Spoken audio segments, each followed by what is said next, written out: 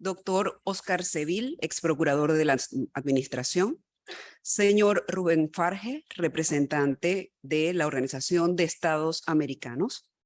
Licenciado Salvador Sánchez González, director ejecutivo del Instituto de Estudios Democráticos. Público presente y público que nos acompaña a través de diversas plataformas.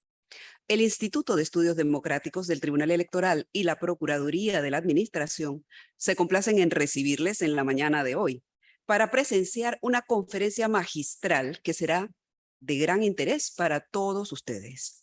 El Tribunal Electoral, a través del Instituto de Estudios Democráticos, orienta sus esfuerzos a la producción y difusión de conocimientos en temas de democracia, ciudadanía, elecciones y diversos asuntos jurídicos.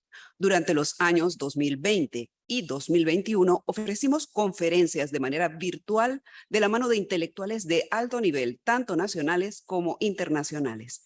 No obstante, desde inicios de 2022, retornamos a la presencialidad con eventos como este, que son transmitidos en tiempo real a través de varias plataformas, alcanzando así a un público más amplio. A continuación, invitamos a este podio al licenciado Salvador Sánchez González, director ejecutivo del Instituto de Estudios Democráticos, quien dará las palabras de apertura. Licenciado Sánchez.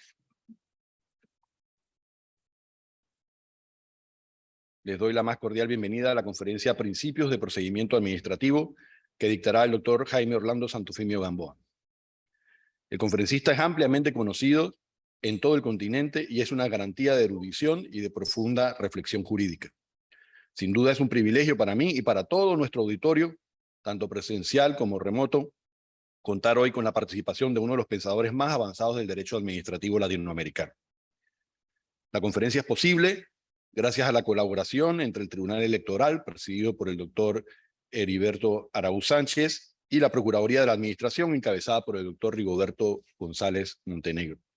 En ese sentido, extendemos nuestra gratitud al doctor González Montenegro y a su equipo de trabajo por su indispensable colaboración, e igualmente al doctor Santofimio Gamboa por la generosa disposición a contribuir con el fortalecimiento del Tribunal Electoral de Panamá.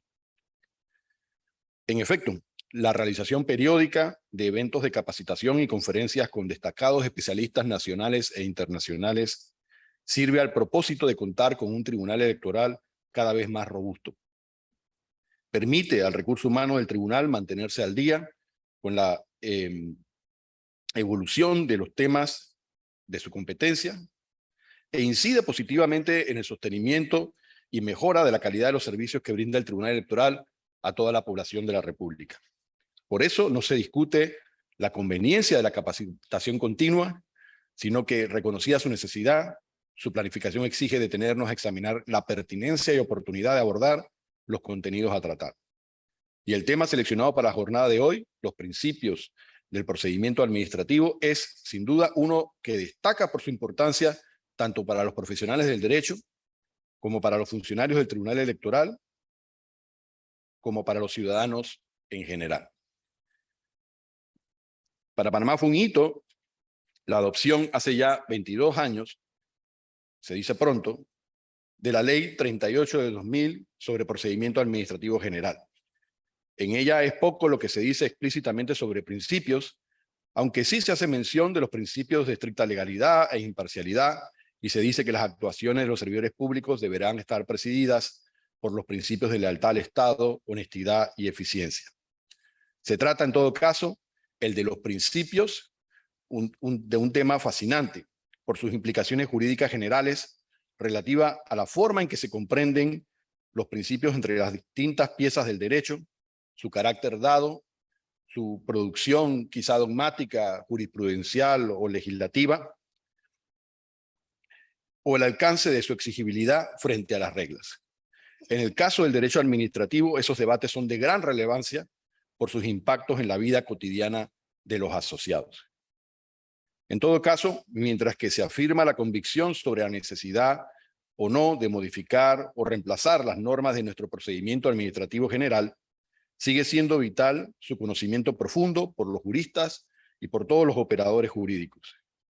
La mirada del observador externo, así como el acopio de experiencias internacionales en la materia, sin duda nos servirán para comprender mejor nuestro presente normativo como la gama de posibilidades de cambio que se abren en el futuro inmediato. Para cualquiera de estas tareas es difícil imaginarse una voz más autorizada que la del doctor Santofimio Gamboa, a quien le damos con gratitud a nombre del Tribunal Electoral la más calurosa bienvenida.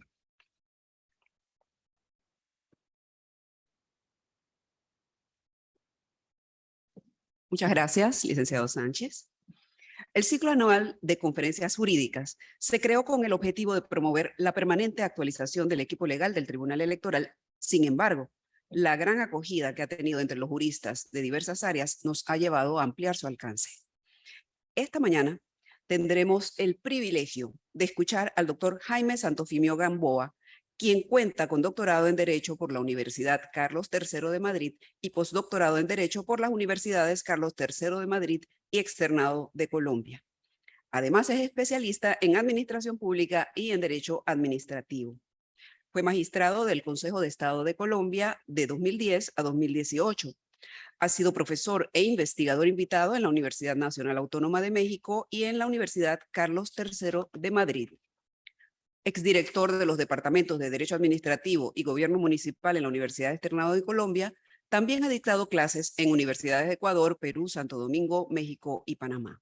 Cuenta con varios libros de su autoría y más de 50 artículos publicados en revistas nacionales y extranjeras. Durante la conferencia del doctor Santofimio les haremos entrega de unas tarjetas para que anoten sus preguntas y no las faciliten. Le damos la bienvenida al doctor Jaime Santofimio Gamboa, que presentará la conferencia Principios del Procedimiento Administrativo. Doctor. Buenos días. Muchas gracias a todos los presentes. Un especial agradecimiento al Tribunal Electoral, a la Procuraduría de la Administración, al Centro de Estudios Democráticos, en fin, a los amigos aquí presentes, al señores procurador, a los señores magistrados, decanos, estudiantes, todos los que han venido en el día de hoy a estas, más que conferencias, reflexiones en relación con el derecho administrativo, los principios y específicamente los principios en el ámbito de los procedimientos administrativos. Que diría es parte de la columna vertebral del ejercicio de la dinámica y de la eficacia de los derechos en el ámbito de todo Estado constitucional, de todo Estado de Derecho, que es el actuar de la administración, la presencia de la administración resolviendo los conflictos, reconociendo los derechos, imponiendo las sanciones eventualmente que correspondan, materializando los mandatos del Estado constitucional. Eso es lo más importante. Algunas reflexiones previas, antes de meternos de manera directa en los principios del procedimiento administrativo. La primera observación básicamente introductoria que quiero hacer es que reflexionar sobre la principalística, sobre los principios, es un tema de una dificultad muy grande. Y es un tema diría que lo podemos, es un ámbito de dificultades que lo podemos presentar en una doble perspectiva. La primera es la perspectiva ideológica en torno al concepto de regla y de principio, de norma y de principio, sus diferencias y el papel que cumplen en el ordenamiento jurídico. Porque eso me lleva al gran debate entre positivistas y justnaturalistas o entre positivistas y neoconstitucionalistas que tiene un impacto directo en el ámbito del derecho administrativo. Y digo directo porque es en la realidad de las cosas donde vamos a tener ese escenario de confrontación permanente entre el operador ceñido a marcos normativos estrictos y el operador ceñido a los principios, a las bases, a las fuentes que inspiran el ordenamiento jurídico para poderlo aplicar, para poderlo interpretar y para poderlo aplicar. Y por el otro lado, la otra línea de dificultad enorme en este análisis deviene de la conceptualización misma del derecho administrativo. Vamos a hablar de procedimientos dentro del derecho administrativo, pero resulta que no tenemos todavía a nivel doctrinal una plena identificación del contenido material del derecho administrativo. Es más, podría decirles, está en discusión la existencia realmente de un derecho administrativo. Y eso ha llevado a unos debates profundos en la doctrina, muy largos, durante muchos años, debates que devienen desde el mismo momento en que se postula la existencia del derecho administrativo, por lo menos dentro de la visión continental europea, a partir de la Revolución Francesa, dado el carácter insustancial del postulado, como lo dice García Enterría, del carácter insustancial del postulado de la existencia de un derecho administrativo, y tenemos 200 o más años buscándole un contenido al derecho administrativo, y eso ha llevado también a grandes debates políticos, ideológicos y filosóficos en torno a lo que es el derecho administrativo. O sea, tenemos dos puntos de reflexión que nos invitan a que analicemos las dificultades para poder hablar de los principios. ¿Y por qué digo que este segundo escenario es de dificultades también? Porque dependiendo de la concepción que manejemos de derecho administrativo, de eso va a depender el tipo de principios o la aceptación de los mismos que tengamos que aplicar en un momento determinado. No sé si estamos hablando de un derecho administrativo sujeto exclusivamente a la función administrativa o de un derecho administrativo sumido en las viejas concepciones de las escuelas finalísticas, del servicio público, de la procura existencial, los trabajos de León Dogui, los trabajos de Forstov, o un derecho administrativo sujeto a todo el positivismo jurídico, las elaboraciones de Kelsen, que influyen mucho en el pensamiento y en la operatividad de nuestras administraciones. La teoría pura del derecho aplicada al ámbito del derecho administrativo, que es fascinante, pero también peligrosa. O las teorías de Merck, en relación con las teorías de la exclusión de la actividad para identificar el derecho administrativo.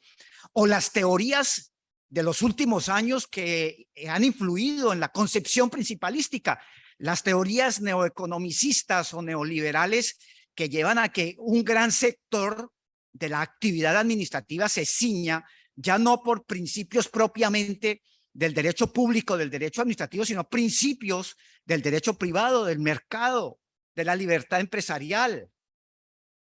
¿Sí? Entonces ahí ustedes van a encontrar unas dificultades enormes como para poder hablar de que hay unos únicos principios que podamos aplicarle tanto al derecho administrativo como a los procedimientos que se deban desarrollar por la administración para el cumplimiento de las finalidades encomendadas constitucional y convencionalmente. Entonces, esas son las dos grandes dificultades. Por un lado, esa discusión permanente entre positivistas y neoconstitucionalistas, y por el otro, las discusiones permanentes sobre el contenido mismo del derecho administrativo, que lleva a que tengamos que plantear otro tipo de principios diferentes. Luego hay un enfrentamiento natural.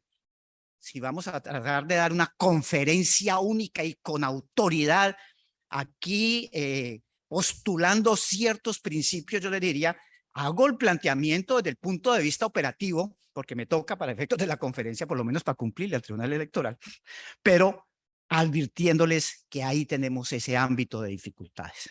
Es posible que los principios que identifiquemos sean o no sean, correspondan o no correspondan a la discusión en la cual estamos. Ese sería el primer aspecto que quiero resaltarles de la conferencia. Veamos un segundo aspecto, que es el que tengo aquí en el PowerPoint que hemos traído para el día de hoy, y está referido a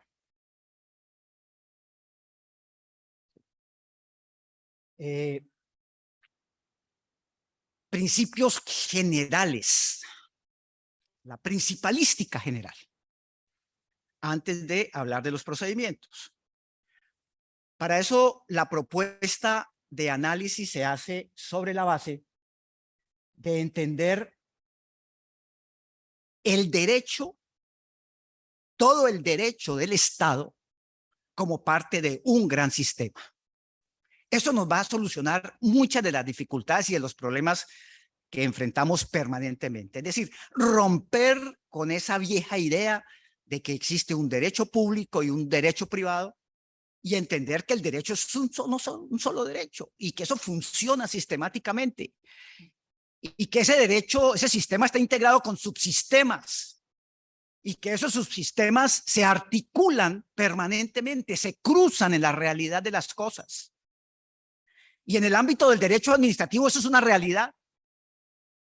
En esa búsqueda incesante de sustantividad del derecho administrativo, lo que uno observa de todas las teorías que se han esbozado, tratando de darle una solución material y sustantiva a la disciplina, cuando uno los analiza, encuentra que esa principalística que se desprende de cada una de esas concepciones, lo que están haciendo es jugando a una especie de articulación, una especie de malla que hace que el ordenamiento jurídico se compenetre, cada uno de sus sistemas se compromete y dé respuestas apropiadas dentro del ámbito de cada sector del derecho. Pero entendiéndolo dentro del derecho como sistema y entendiendo como ordenamiento jurídico. Es decir, nutrido tanto de normas, de principios y de valores que están en permanente articulación. Si eso es así, vamos a encontrar que este derecho administrativo que estamos viviendo, que tenemos en la actualidad, es un derecho vivencial que se nutre permanentemente de otros ordenamientos, de otros subordenamientos del ordenamiento jurídico. Y es la forma en que le podemos dar respuesta tanto de contenidos normativos como de principios a problemas propios del derecho administrativo. Y podemos entender muchas de las situaciones que permanentemente vivimos en la vida práctica de nuestra disciplina. Por ejemplo, respuestas de por qué el actuar de la administración en muchas oportunidades no se rige por unas normas dictadas por el legislador de carácter administrativo, sino que se rige por vía de remisión del mismo legislador a las normas del derecho privado, que es una discusión permanente que hay en muchos aspectos, en el ámbito, por ejemplo, de los servicios públicos, que tienen toda una influencia de carácter neoeconomicista, neoliberal, y su explicación se da es en el ámbito del mercado, y ahí vamos a encontrar operancia del derecho mercantil explicando el actuar de los poderes públicos o de las empresas que se dedican a la actividad de los servicios públicos, o muchos casos en muchos ordenamientos en el tema de los contratos celebrados por la administración, donde también vamos a encontrar ese juego permanente de disposiciones que aparentemente son de estricto derecho administrativo, por ejemplo en procedimientos, pero en la estructuración de los negocios, de los contratos, opera el derecho privado. ¿Y eso por qué? ¿Y por qué vamos a tener que recurrir a las normas y a los principios de otros sectores normativos para poder explicar el funcionamiento de la administración? Porque estamos dentro de un sistema. Y ese sistema permite esa comunicación, esa comunicabilidad, tanto de normas como de principios. Entonces, ese es el punto de partida que tenemos en esta explicación, trabajándola por esta vía. Y cuando nos vamos a ese ordenamiento jurídico, pues para poder entender no solamente las normas, sino principalmente los principios, que es el tema que nos ocupa, pues tenemos que mirar la fuente inspiradora del ordenamiento jurídico, que es un poco la respuesta que damos en nuestro trabajo para poder entender el papel de los principios. Nos vamos a la fuente, la razón de ser, la razonabilidad que el legislador pudo haber utilizado o quien elaboró la norma, la regla, pudo haber utilizado para su incorporación en el ordenamiento jurídico. Y la primero que vamos a encontrar es que hay una fuerte inspiración en el ámbito de las estructuras, tanto del derecho administrativo como de los procedimientos derivados del orden convencional. Y cuando hablo del orden convencional es de las obligaciones internacionales adquiridas por los países. No solamente de los tratados, sino de todas las demás fuentes, inclusive del mismo derecho internacional consuetudinario, que es la fuente principal en el derecho internacional. Y eso sucede en procedimientos administrativos, sucede en contratación estatal, sucede en el ámbito de las relaciones laborales. En fin, ahí vamos a encontrar irremediablemente que acudir para entender de dónde deviene el ordenamiento jurídico. Tenemos que acudir a esa fuente. Entonces es la principal de ellas. La segunda, en esta misma línea serían las derivadas del orden constitucional. El orden constitucional nos permite visualizar, entender e identificar la razonabilidad de las normas de carácter legal. Las normas no surgen porque sí, o porque el legislador es muy inteligente, porque quiere hacer una norma, porque se levanta un día diciendo que va a hacer procedimientos administrativos. Ni el legislador se le ocurre decir que, bueno, que en este procedimiento garantizo el debido proceso o no lo garantizo, o que va a haber contradicción o que va a haber pruebas. Eso deviene de una estructura básica. La fuente estaría entonces en la norma fundamental del Estado, en la Constitución.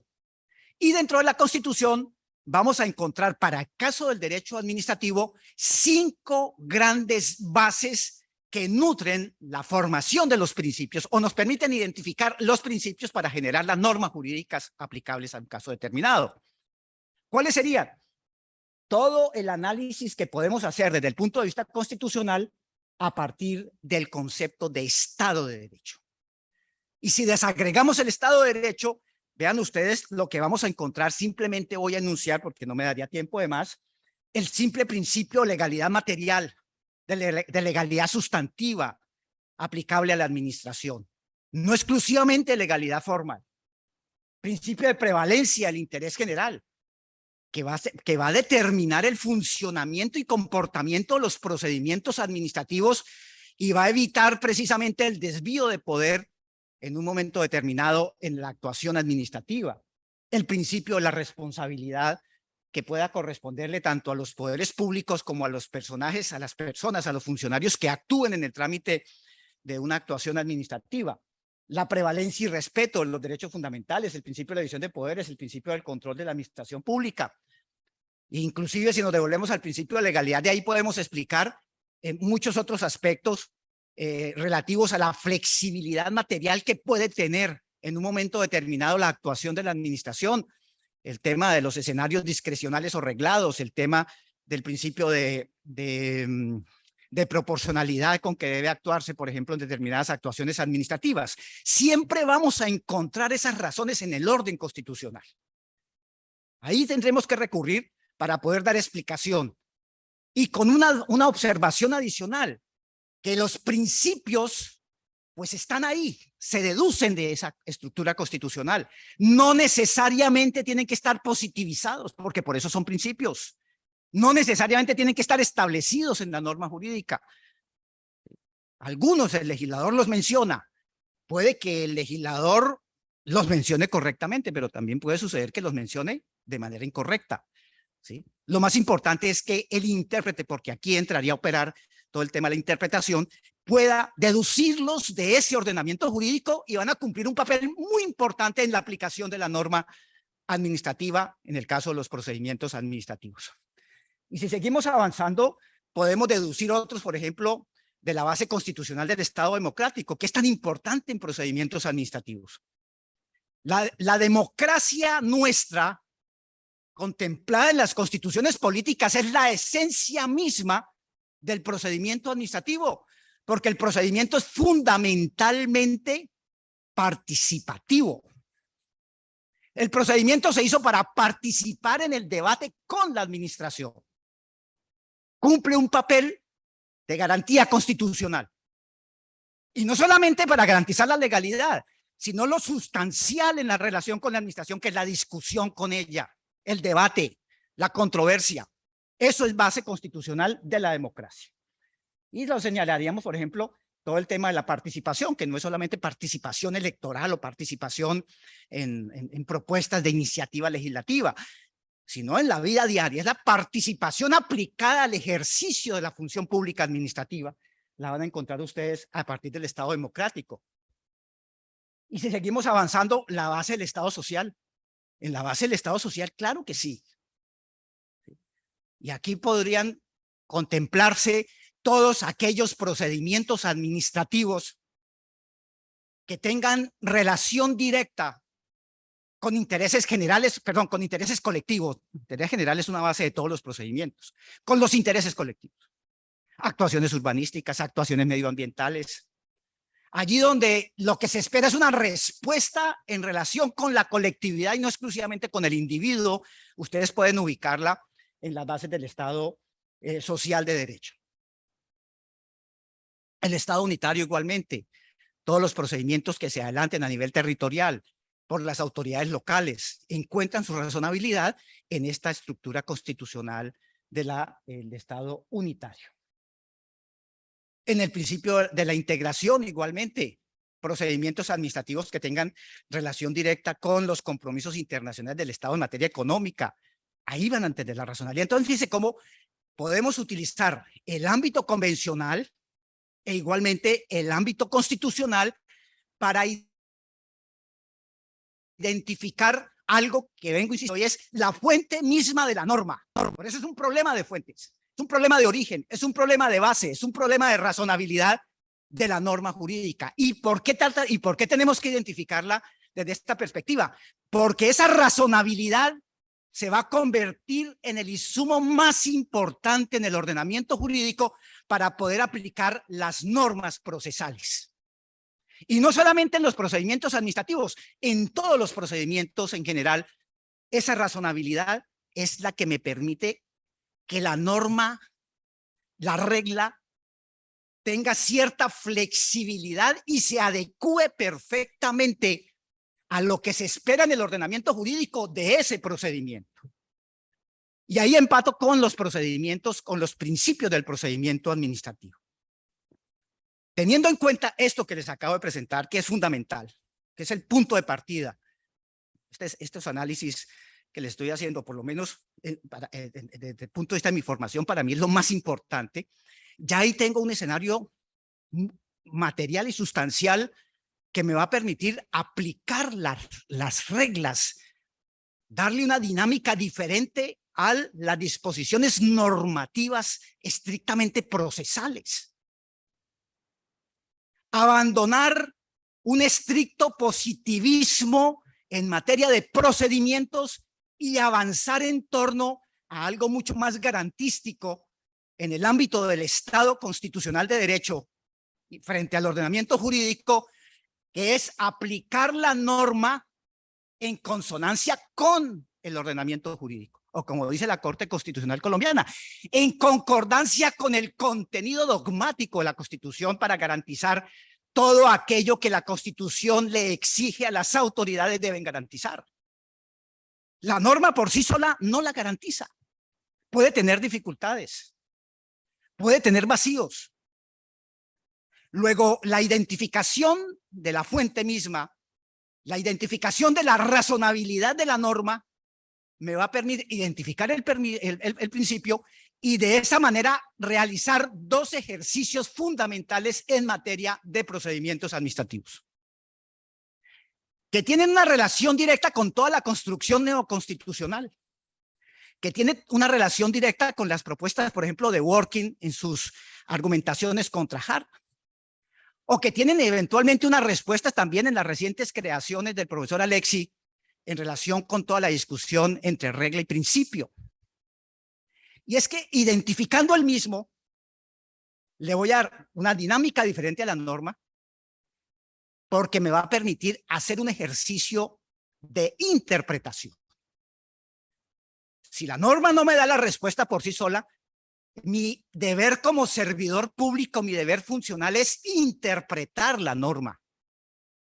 Realizar un ejercicio hermenéutico para poder medir hasta dónde puedo llevarlo, para darle una interpretación, para darle una aplicación, perdón, hacerle una lectura perfectamente coherente con el ordenamiento jurídico para hacerla viable y que no sea lesiva a los derechos de las personas involucradas en el procedimiento, o por lo menos que sea debidamente ponderada y proporcional a lo que se espera en el ordenamiento jurídico de la aplicación de esa norma en un momento determinado.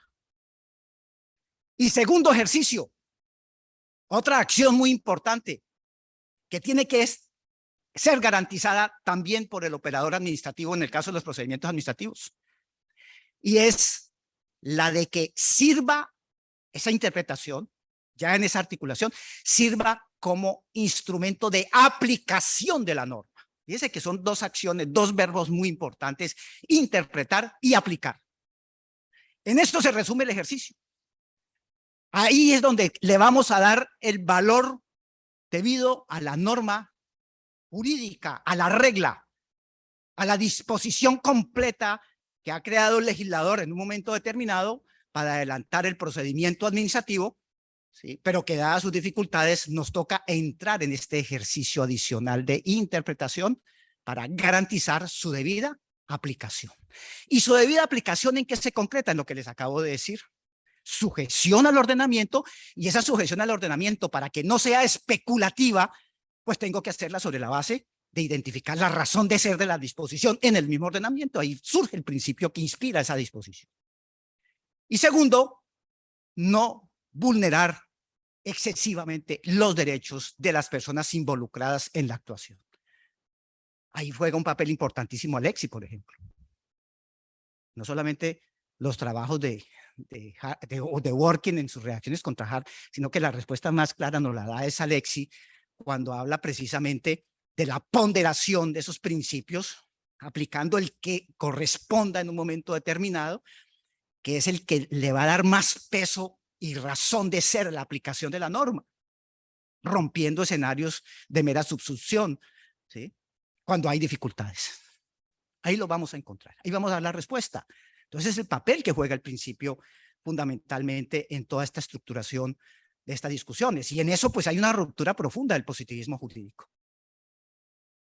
No, es imposible entender que en esta altura de la humanidad el operador administrativo sea un operador estrictamente positivista, que amparado muchas veces en la idea de la seguridad jurídica, buscan ante todo hacer creer que la seguridad jurídica es aplicar a ojo cerrado el texto normativo, independientemente de cualquier consecuencia lesiva frente a los derechos de los ciudadanos y de las personas involucradas en la actuación, derechos fundamentales y derechos humanos. Ahí juega un papel importante, por ejemplo, el entendimiento de la Convención Americana en este papel de jugar con los principios, las garantías procesales, el artículo 8 de la Convención Americana, que juega de manera directa para los procedimientos administrativos. ¿Y eso cómo se garantiza? Encontrando la razón, estudiando la razón, identificando la razón, la base, la fuente. Volvemos a las fuentes. Y en esa construcción del derecho, pues aparecen los principios que históricamente ha sido, porque, por ejemplo, en nuestras legislaciones hemos hablado de los principios generales del derecho, el papel que cumplen cuando hay dificultades en la aplicación de las normas, y eso es lo que se está buscando actualmente con esto. O sea, hay una ruptura de ese positivismo. Claro que hay autores que son defensores acérrimos de ese positivismo. Entren en la red.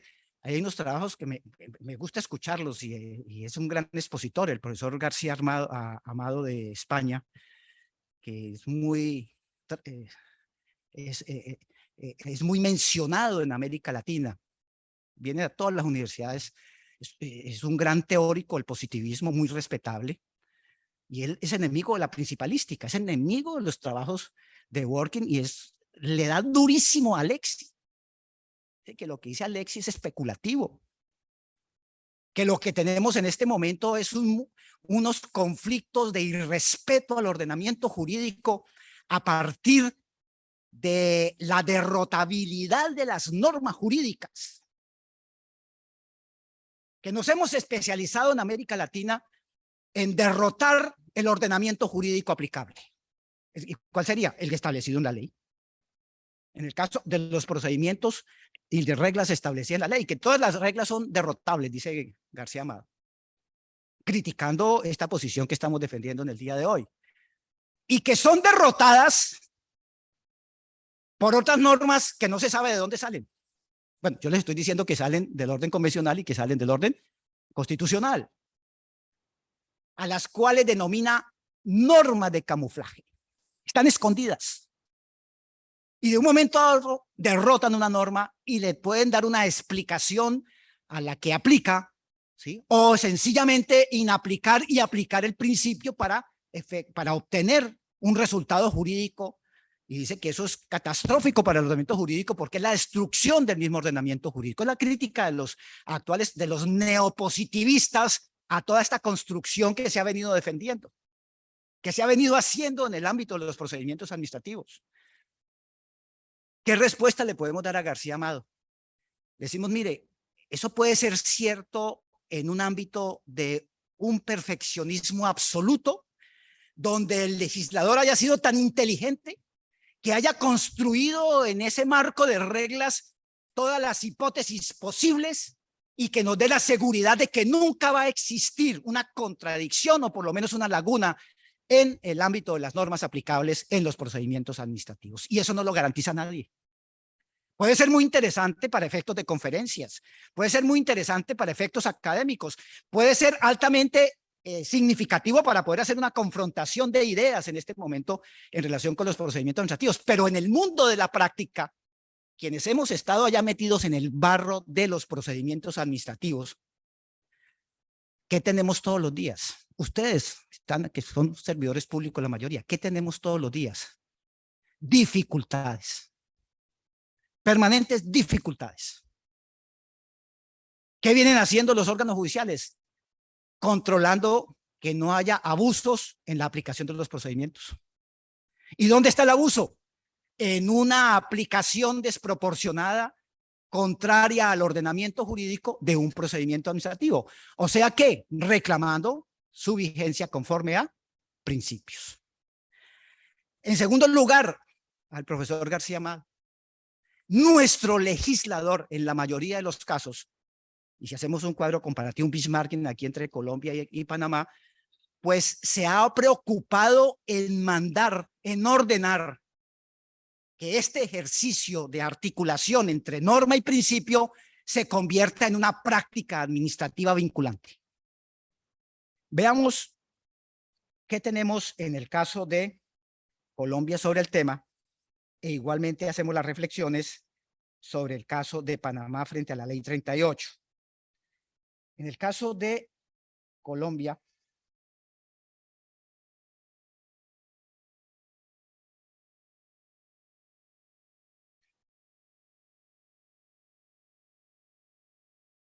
la ley 1437, que es nuestro Código de Procedimientos Administrativos, en su artículo 3º señala lo siguiente.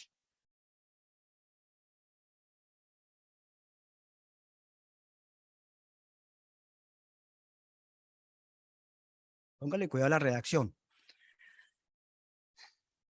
Principios, o sea, ya el artículo 3º está diciendo que este es un código de procedimientos administrativos, pero sujeto a principios. Primer paso. Segundo, determina para qué sirven los principios, no solamente para dar conferencias de derecho administrativo. Miren lo que dice. Todas las autoridades deberán, o sea, deber funcional, o sea, es un mandato imperativo. Me está trasladando los principios al ámbito de la imperatividad. Interpretar y aplicar, los dos verbitos, surgidos ¿de qué? De toda la construcción neoconstitucional. Y aquí no estamos discutiendo normas constitucionales o no estamos en el debate general que siempre hemos tenido y que siempre se nos plantea en el derecho constitucional. Este debate se está planteando a nivel de norma administrativa. O sea, en el ámbito de nuestro derecho, de nuestro subsistema jurídico. Y nos está estableciendo precisamente que aquí debe hacerse ese doble ejercicio. Es obligatorio hacer el doble ejercicio de interpretar y aplicar las disposiciones que regulan las actuaciones y procedimientos administrativos a la luz de los principios consagrados donde en la Constitución. Por eso tocaba mirar primero la Constitución, en la parte primera de este código y en las leyes especiales. Y por vía de interpretación de la Corte Constitucional, igualmente todos los principios que vengan del orden convencional, principalmente derivados de los trabajos de la Corte Interamericana, ¿sí? Por vía del artículo 93 de la Constitución Política. O sea, tenemos la principalística incorporada y señala algunos de esos principios. Si nos vamos, y de carácter imperativo, o sea, el neoconstitucionalismo viene por ley. Se incorpora por mandato legal, en cuanto que No se está resolviendo un problema doctrinal y un debate entre teóricos. Es que la vida práctica de la administración lo exige.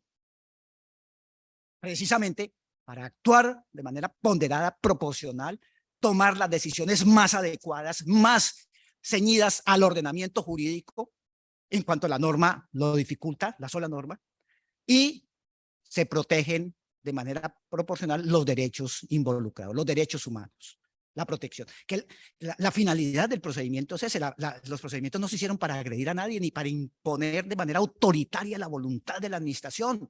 Es para lograr puntos claros, equilibrios en las decisiones administrativas. En el caso de la ley 38 de Panamá, hay una disposición parecida con una redacción diferente, que es el artículo 34, si no estoy mal.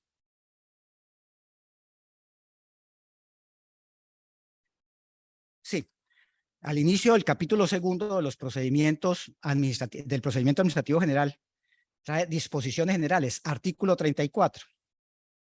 Las actuaciones, las actuaciones administrativas en todas las entidades públicas se efectuarán. El efectuar mandato es, en mi opinión, también imperativo, ¿sí? Con arreglo a unas normas, dice el inciso primero y posteriormente el inciso segundo habla de unos principios. Yo creo que es un problema de redacción porque cuando señala las normas, pues me está señalando principios, y es que los principios también son norma, por lo menos los positivizados. Sencillamente que su estructura es de una mayor abertura, ¿sí? Y que permite eventualmente amoldar la norma estricta o perfecta, que sería la que, tras una hipótesis fáctica, trae una consecuencia jurídica. Aquí no. Miren ustedes cuáles son esas normas que señala el legislador de Panamá, que en la realidad son principios, por su estructura. Informalidad, imparcialidad, uniformidad. ¿Sí? Informalidad, es decir, flexibilidad en torno a la estricta rigidez legal. Imparcialidad, que obviamente corresponda a posiciones que no van a tomar partido por una de las partes. Uniformidad, que es bien interesante porque es un principio que fundamenta, por ejemplo, todo el tema del precedente, que aunque no es muy claro en la ley, sí por allá cuando se resuelven recursos, dice la ley 38 que si hay que modificar un precedente, pues tiene que ser expreso, etcétera, etcétera. O sea, la uniformidad es una garantía básica de los procedimientos administrativos. Y aquí se trata por vía de norma que debe ser aplicada, debe garantizarse esa uniformidad. Economía, celeridad, eficacia, garantizando la realización oportuna de la función administrativa, sin menoscabo del debido proceso legal, con objetividad, o sea, sin subjetividad, que es otro veneno grandísimo de los procedimientos administrativos, y con apego al principio de estricta legalidad. Yo diría, de estricta sujeción al ordenamiento jurídico. No es que sea un postulado de la legalidad formalista y positivista, no, porque es que está en un escenario de principios. Y cuando habla de estricta legalidad, pues debo leerla conforme a esos principios que me está diciendo, o a esas normas que deben efectuarse o materializarse en el ejercicio de la función administrativa. Los ministros y las ministras de Estado, los directores y directoras de entidades descentralizadas, gobernadores y gobernadores, alcaldes y alcaldesas y demás jefes y jefas del despacho velarán respecto a las dependencias que dirijan por el cumplimiento de esta disposición. O sea, es de carácter imperativo. Y consecuencia, si no se cumplen, pues estarían y deberían haberse cumplido porque el caso lo ameritaba o la aplicación de la norma lo implicaba ese ejercicio, pues sencillamente estarían viciando la legalidad de la decisión. Inciso segundo, las actuaciones de los servidores públicos deberán estar precedidas por los principios de lealtad al Estado, honestidad y eficiencia, y estarán obligados a dedicar el máximo de sus capacidades a la labor asignada. O sea, ¿Es un artículo de principalística? Obviamente que es un artículo de principalística bajo el escenario de qué entendemos por principio conforme a la doctrina y a los desarrollos de la jurisprudencia en nuestros países. Y sigue la ley dándonos algunas pautas adicionales en relación con principios específicos en el ámbito del desarrollo de los procedimientos administrativos. O sea, haciendo este benchmarking entre las dos leyes, muy rápido, del artículo 3º de la ley colombiana frente al artículo 34 de la ley panameña, pues vamos a encontrar que es el imperativo legal, la necesidad de que sea así. Desde esa perspectiva, pues, entendemos muy respetables las posiciones del neopositivismo que reclama básicamente un respeto a la disposición, a la norma, en este caso procedimental, en aras de la seguridad jurídica y en aras de proteger el ordenamiento jurídico frente a esas normas camufladas, como dice García, que no son otra cosa que los principios, normas sorpresivas, porque el calificativo que le da a los principios de normas sorpresivas y normas arbitrarias, dice García Amado, porque uno no sabe con qué principio el juez o el funcionario administrativo le va a interpretar la norma o se la va a aplicar. De ahí su teoría de que frente a los principios todas las normas del ordenamiento jurídico sean derrotables. Derrotables. Y obviamente es una reacción en contra de la posibilidad que tenga o la autoridad administrativa o el juez de interpretar. Entonces, ¿para qué el juez? Si eso es así, metámosle la ley a un aparato, a un computador, prendamos la inteligencia artificial y que la resuelva el aparato. Pues no necesitan comprar, no necesitan tener jueces. Acabaríamos con el aparato judicial. Los casos difíciles, ¿dónde quedan? Como dice Working.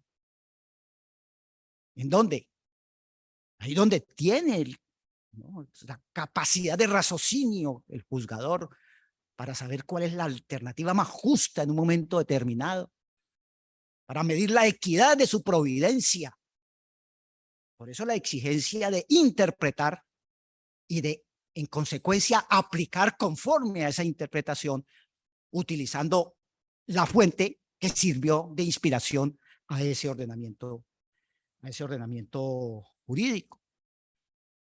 Mi opinión es valioso, absolutamente valioso la utilización de los principios, cumplen un papel fundamental dentro del Estado de Derecho, dentro del Estado constitucional, evitan la ruptura en favor de la forma de las decisiones administrativas y construyen realmente, contribuyen a construir decisiones mucho más fuertes y vigorosas en el ordenamiento jurídico. Esta teoría de los principios ha sido adoptada en el ordenamiento jurídico colombiano desde el año 2001, un famoso fallo, sentencia 837, si no estoy mal, del 2001, cuando se reinterpretó por la Corte Constitucional, o se volvió a leer por la Corte Constitucional el artículo 230 de la Constitución colombiana, que era una especie de oratorio, ¿no? De donde uno se sienta a orar en favor del imperio de la ley. Y dice la Corte, nada de imperio de la ley. En un Estado democrático es el imperio del ordenamiento jurídico.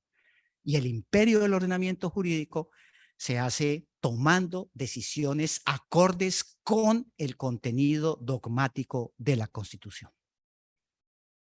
Es una posición absolutamente respetable, no es la verdad absoluta. Mis respetos a todos los positivistas. Muchas gracias.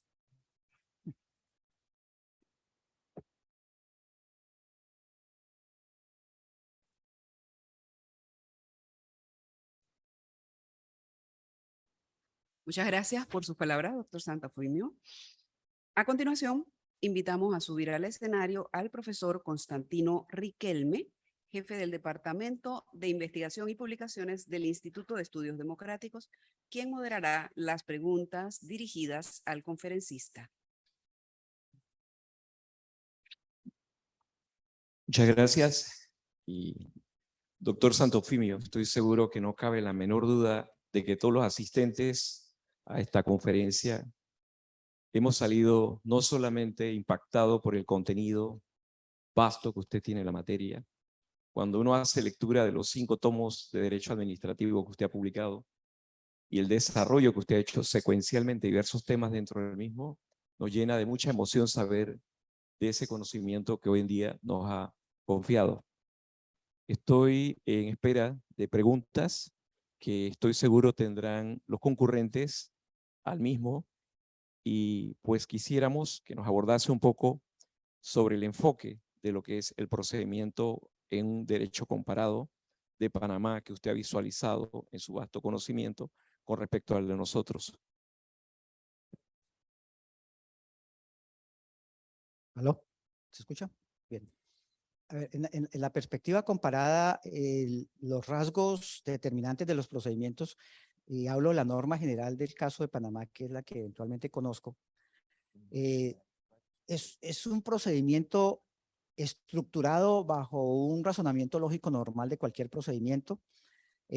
Corresponde a la línea generada, que es un elemento histórico importante que tenemos que tener en cuenta cada vez que hablamos de procedimientos administrativos, de la línea de entendimiento de lo que es un procedimiento administrativo generada por la ley austríaca de 1925, que es la que incorporó en el ámbito del Estado constitucional la idea de que la administración debe utilizar procedimientos para tomar sus decisiones y que ese procedimiento, bajo esa estructura de la ley austríaca, debe ser participativo y deliberativo en su primera parte para poder tomar una decisión, involucrando a quienes, a las personas interesadas. Algo que ahorita en este momento de la historia nos parece absolutamente elemental, de que no vayan a tomarse una decisión por la administración sin habernos escuchado, pero que en su momento significó un avance muy grande en la construcción de la actividad administrativa y el ejercicio de la función administrativa. ¿Por qué? Porque veníamos de un derecho administrativo, yo le decía, deshuesado, porque correspondió a un discurso de los revolucionarios franceses decir que existía un derecho administrativo y comenzó toda esa lucha histórica por la sustantividad, que las decisiones administrativas se adoptaban y después de adoptadas se iniciaba el procedimiento controversial. Este tema, eso es totalmente modificado por los positivistas austriacos, hermanos, y nos dicen, no señores, que agotar el procedimiento. Toda decisión implica procedimiento. Si hay procedimiento legislativo, ¿por qué no hay procedimiento administrativo? Si hay procedimiento judicial, ¿por qué no hay procedimiento administrativo? ¿Qué es lo que tiene la administración que la hace diferente? Llegando a la conclusión de que nada, todo lo contrario, debía ser el aparato que más garantías brindara. Y cuando uno analiza ese escenario, esa discusión, encuentra que en Latinoamérica, en nuestros países se incorporaron, aunque tardíamente en ese discurso, incorporando los procedimientos administrativos con instancias previas de debate. Y eso es lo que sucede en la ley 38. La ley 38 es un avance muy importante, es una ley que tiene algunas dificultades en algunas disposiciones, pero tiene toda la lógica de significar un procedimiento de controversia para poder llegar a adoptar una decisión por parte de la administración. Igual sucede con la ley colombiana y en general con los procedimientos administrativos de nuestros países en la región, observa esa estructura lógica. Convocatoria de los interesados, debate con ellos, adopción de decisión, posibilidad de recurrir. Ese es un esquema más o menos normal. Muchas gracias, doctor. Una pregunta elevada por los concurrentes. El artículo 609 del Código Electoral establece que se aplica supletoriamente el Código Judicial. El artículo 701 del Código Electoral establece que el procedimiento de los procesos electorales se aplica el denominado procedimiento sumario. No refiere a la aplicación de la Ley 38/2000, a pesar de denominarse jueces y fiscales administrativos electorales. ¿Cómo aplican los principios del derecho administrativo si no hay una aplicación indirecta o supletoria? Bueno,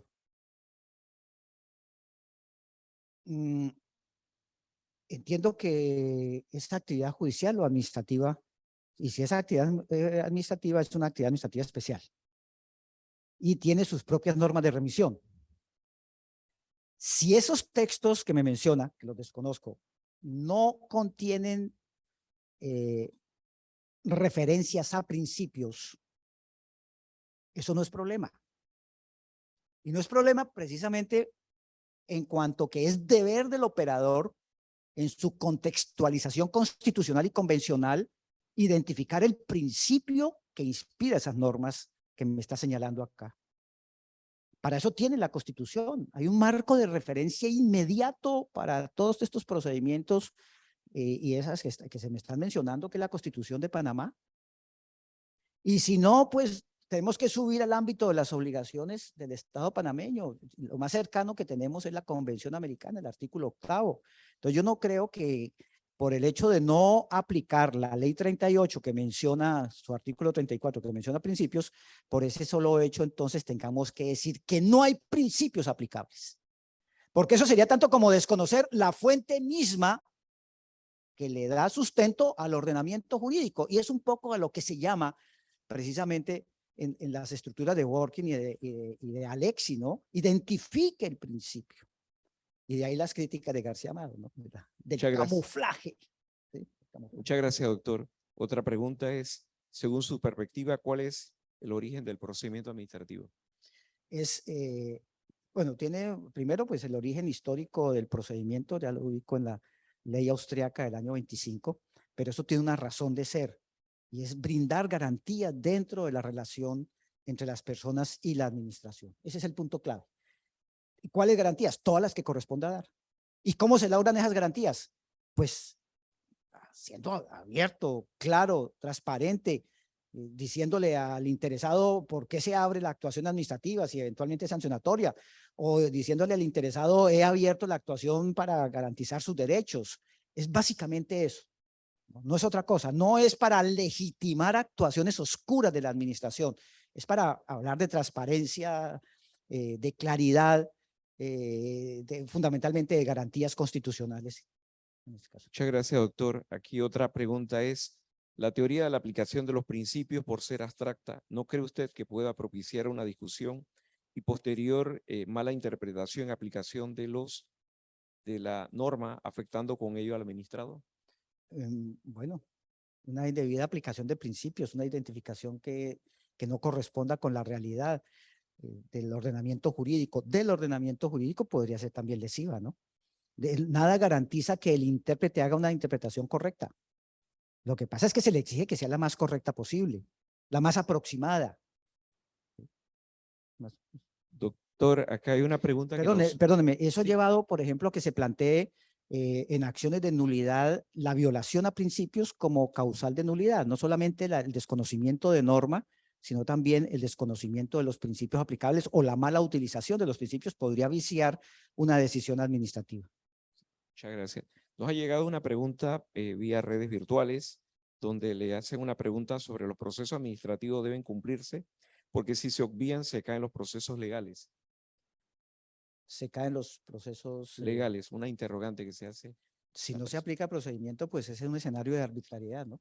Y obviamente, pues sería un desconocimiento de la ley, desconocimiento de la Constitución y estaría viciada la decisión. Es que no entiendo muy bien la segunda parte de la... Sí, es que la pregunta quedó allí nada más. Sí. Sí, una segunda pregunta que nos llegó por las redes también.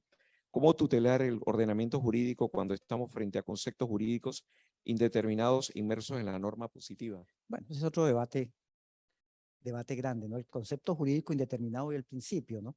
Es todo el tema de la proporcionalidad, la adecuación, el entendimiento del alcance de ese concepto para dentro del ordenamiento jurídico. Ahí abrimos para otra conferencia, porque sería entrar a mirar las grandes teorías que se han dado de cómo concretar el concepto jurídico indeterminado en un momento determinado, en un momento del ordenamiento jurídico para tomar una decisión. Que en las fórmulas que utilizo, por ejemplo, en mi texto, en el libro, pues me voy más que todo al ámbito de analizar eso como escenarios discrecionales, aplicando principios como el de proporcionalidad, y en este caso sería de una adecuación objetiva a la realidad de los casos, del caso que corresponde a resolver, que es una labor que le corresponde al funcionario administrativo, porque no todo lo va a encontrar ya procesadito en la ley. Y nuestro legislador es muy dado a utilizar precisamente estos conceptos abiertos que toca concretarlos, objetivizarlos. Ustedes en el artículo 34 de la ley 38 hablan de objetividad y el elemento de objetividad es muy importante, el instrumento de la objetividad para concretar conceptos jurídicos indeterminados. Otra pregunta, doctor, es, en Panamá, en la práctica administrativa persisten los siguientes principios del procedimiento administrativo. 1. No se respeta la suspensión del acto administrativo a pesar de la interposición de los recursos de reconsideración y apelación. 2. La administración incurre en silencio administrativo. 3. No se le explica al ciudadano administrado sus derechos en el procedimiento administrativo. ¿Cómo puede subsanar estas prácticas? Experiencias en Colombia, pregunta. A ver, pero vuélvamela a leer porque es que tiene... Sí, la persona que eleva la pregunta Sí. hace referencia a la práctica administrativa y la persistencia de ciertas prácticas en sí en el procedimiento administrativo, Sí. donde eleva 3 preguntas. Si no se respeta, hace referencia a la suspensión del acto administrativo a pesar de la interposición de los recursos de reconsideración y apelación. Bueno, bueno, ya tocaría entrar en el detalle de la legislación. ¿Será que en qué efectos se otorgan esos recursos? ¿Son efectos suspensivos o son efectos diferidos? Si el legislador dice que es efecto diferido, pues se cumple. Si no, si es efecto suspensivo, pues hay que esperar que resuelva el superior, ¿no? Entonces ahí sí me rajo porque me tocaría ir a mirar la ley. Claro. La segunda parte. La segunda pregunta es, la administración incurre en el silencio administrativo.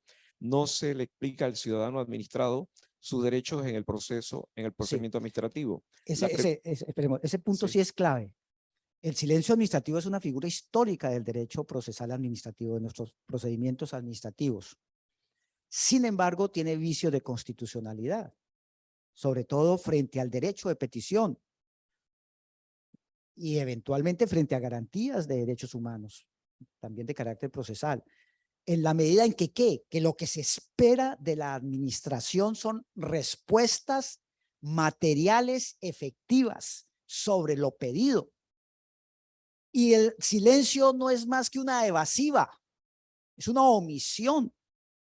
Sin embargo, seguimos validándola en el derecho administrativo, sin entrar a reflexionar su constitucionalidad. Y le encuentro razón a quien hace la pregunta, en el sentido de que eso puede ser objeto de una gran controversia de constitucionalidad, mantener en nuestras legislaciones el tema del silencio administrativo, sobre todo el negativo. Si fuera positivo, pues vaya y venga, ¿sí? Porque está teniendo una respuesta.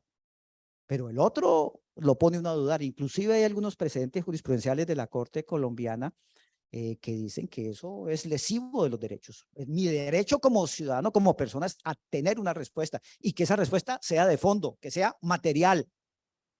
El resto es, como decimos por allá, mamadera de gallo. Y entonces termina la administración diciendo que venga el silencio.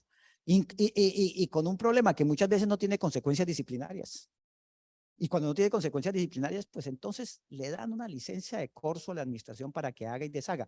¿Cuál sería el principio que operaría ahí? Un principio constitucional, y es el derecho a una respuesta real y efectiva. Ahí está el principio. Lo pueden deducir de la redacción de las normas sobre derecho de petición. Muchas gracias, doctor. Aquí hay una pregunta también por la plataforma. Favor señalar algunos ejemplos que diferencian el imperio de la ley versus el imperio del ordenamiento jurídico. Claro.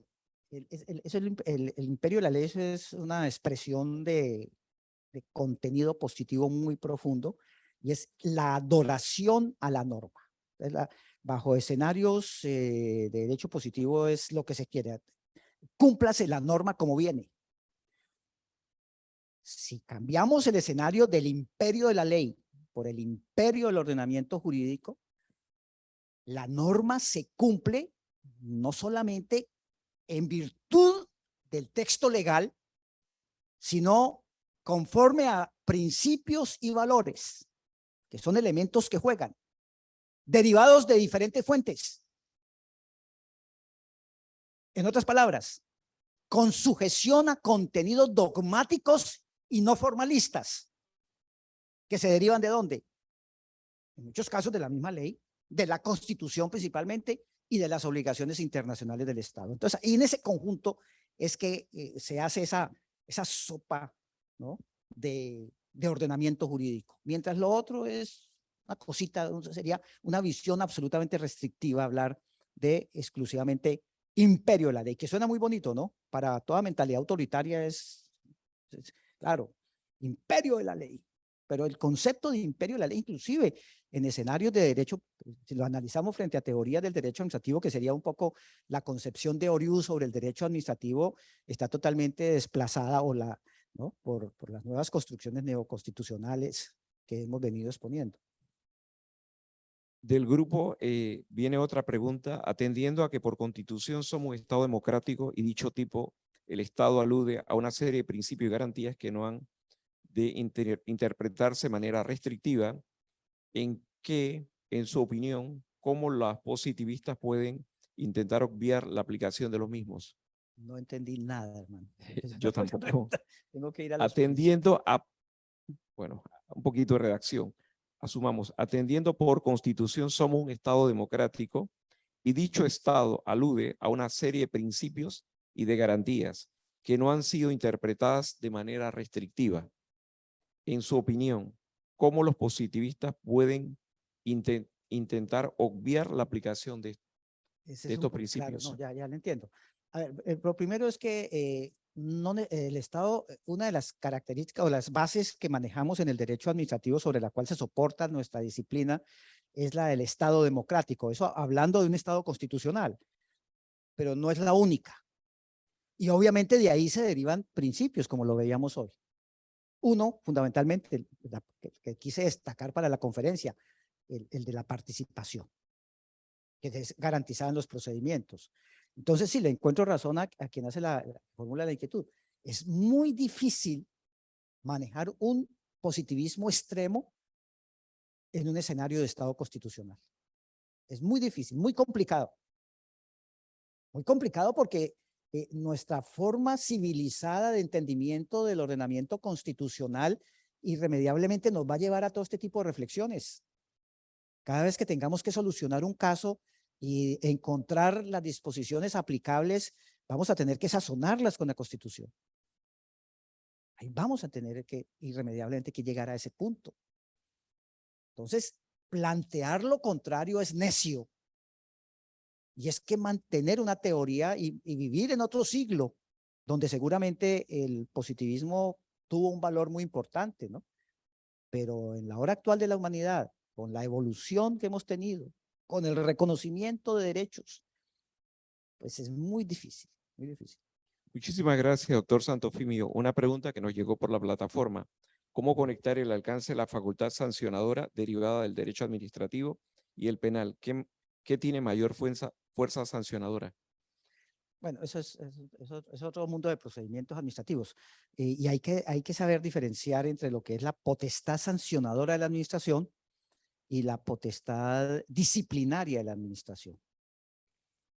Entiendo que cuando hay potestad disciplinaria, donde se va a juzgar a la persona directamente, evidentemente tenemos que utilizar principios y categorías propias del derecho penal.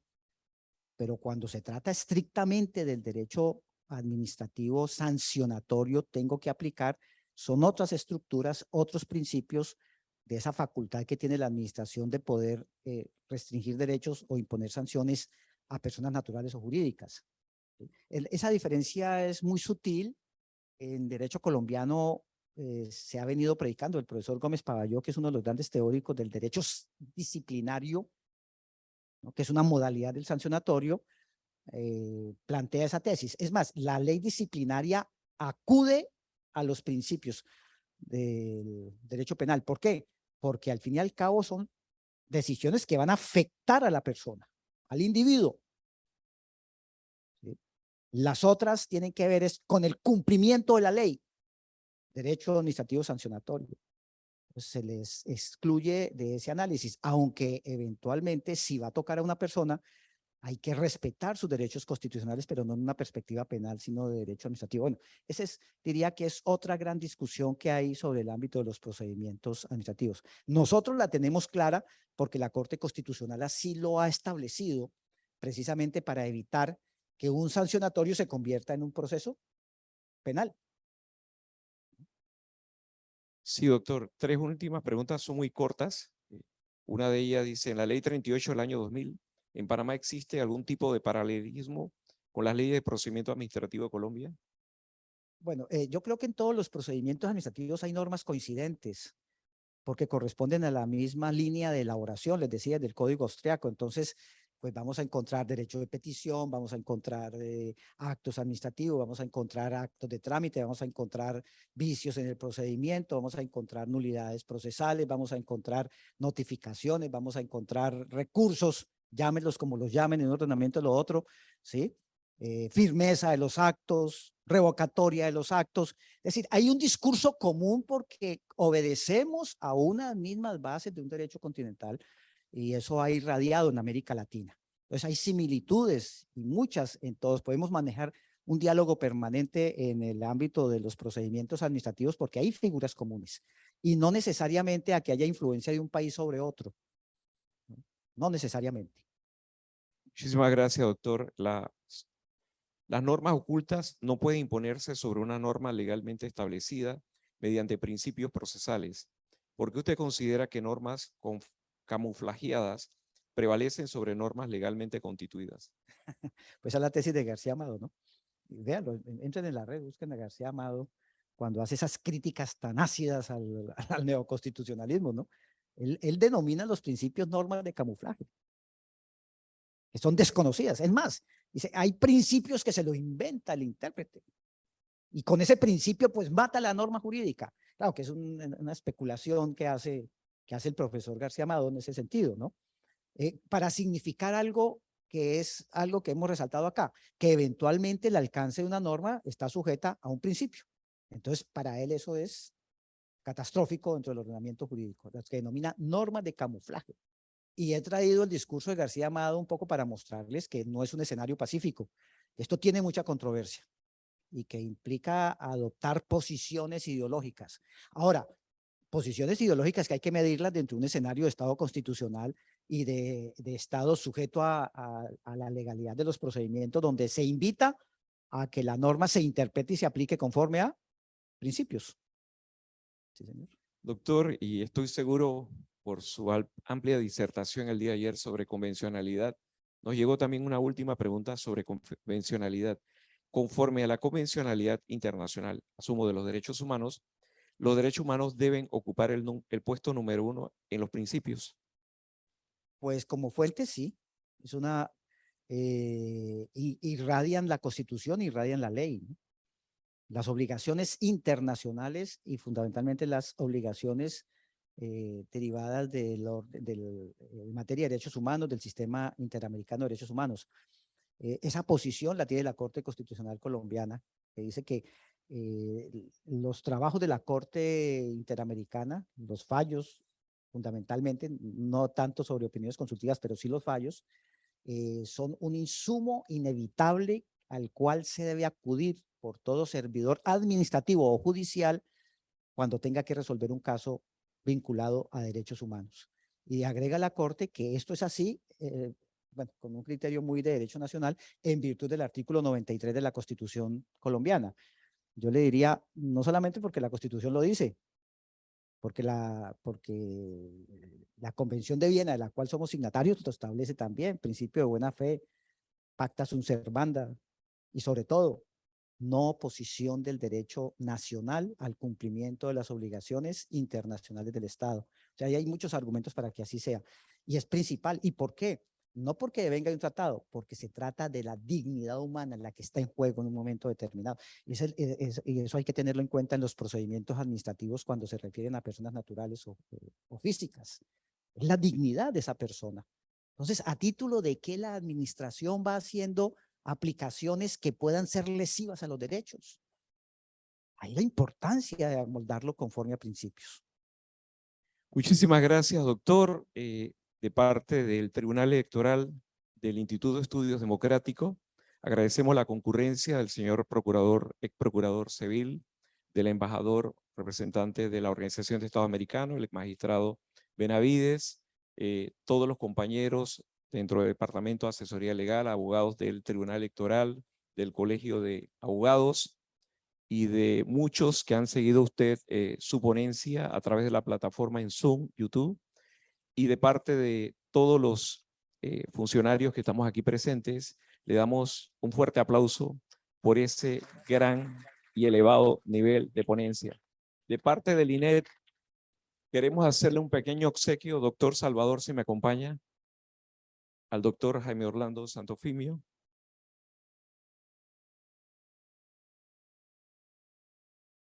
El Tribunal Electoral le otorga un pequeño obsequio por su ponencia sobre procedimiento administrativo. Y de parte del INED, el doctor Sánchez, mi persona como jefe de investigación, le entregamos la colección de los 6 libros, la colección de los 30 años de publicaciones de nuestros investigadores. También estamos entregando unas revistas que han sido publicadas por el Tribunal Electoral, la revista Ratio Legis, que ha sido promovida por el magistrado presidente, y la revista Gobierno y Sociedad, producida por el señor del doctor Sánchez, que es el que ha estado en ello. El doctor Sánchez le va a hacer entrega del diploma en agradecimiento por su excelente ponencia, doctor. Voy a hacerme acá.